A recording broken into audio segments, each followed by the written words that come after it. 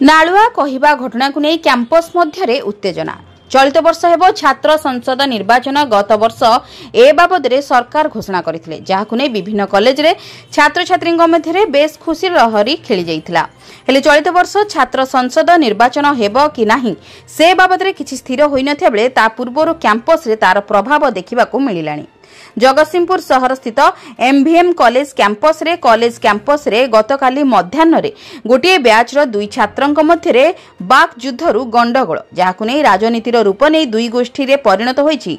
जाहाकु नै दुई गोष्ठी पक्षरु सदर थाना रे पृथक पृथक एतला हेबा सह उत्तेजना को दृष्टि रखी कॉलेज रे पुलिस मुतयन करा जायछि। तेबे गंडगोलर सठिक कारण जणे छात्र को नालुआ कहिथिबा घटना को नै गंडगोल, जाहाकु नै मारपीट होइथिबार जणा जायछि, जाहाकु नै दुई पक्षरु थाना रे अभियोग करथिले। जाहाकु नै जगतसिंहपुर पुलिस जणे थाना रे अभियोग करथिबा छात्र को संदेह रे घरु उठाई आनी तदंत जारी रखिछि।